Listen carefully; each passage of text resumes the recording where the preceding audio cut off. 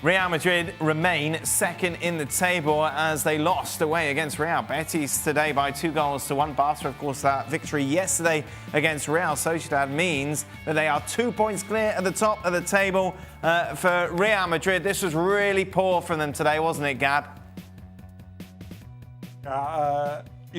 They've dropped points in recent games. Think of the Celta game, for example. But this wasn't just them dropping points. This was a really poor performance. Betis have a lot of talented players. They're wildly inconsistent under Rubi.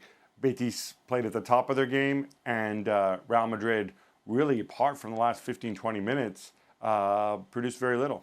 The thing is, it's not a surprise, boys, is it? Because considering, they had a great run from October into the new year, but since then, it has been so inconsistent. But Real Madrid fans were hoping, hanging their hat on the fact that after that second half performance in the Clásico, getting that win against Barcelona, right, here we go, full steam ahead to the finish line and winning the title. But instead, you go away against Real Betis, and as Gab says, this wasn't unlucky or a case of missed chances. It was a really bad performance. It was sluggish, it was slow, it was underwhelming, and it's not what you expect from a team that just won a Clásico, who naturally you would think, okay, if you just won a Clásico, it's the thing that really spurs you forward. It's the thing that truly motivates you and say, you know what, we have a real opportunity here to make sure that we keep our distance from Barcelona. And you go into this match against Betis knowing full well that Barcelona got 3 points against Real Sociedad without being convincing themselves, but they got 3 points. And so there's a little bit of pressure there. And so there's a need for you to carry that momentum. There's a need for you to then showcase the best version of yourself. Man, it was far from that for Real Madrid. And it's not, I think the most frustrating part for a Real Madrid fan, it shouldn't be the fact that, you had a poor performance today. And as frustrating as that may be, is the fact that you're not surprised that those poor performances are coming. You're sort of expecting that somewhere around the corner is going to be a bad performance from Real Madrid and they're going to drop points somewhere.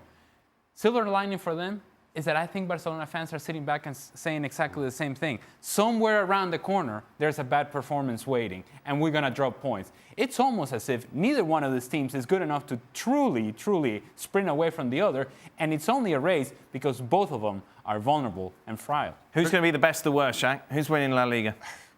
Right now, it's tough to call. If I sit here and say Barcelona go on and win it, I'm aware. Are you sure? No, my point. Did you just say Real Barcelona? If I say Barcelona win it, this will be the third time I've changed my mind in the last 2 weeks because it just keeps going in roundabouts that way. And the surprising thing for me from Real Madrid is, you mentioned, on the back of the Clásico, at the second half of this season, coming into the Champions League where you wanted good performances, you thought you got that against Barcelona, and those same players failed to show up against Betis. And let's be honest, Betis could have won by 4 or 5 today. It wasn't just a 2-1 game. I'm leaning Real, but by default. Right, brilliant, Shaq. I've no idea who you're backing. Right, till tomorrow, goodbye. Real Barcelona.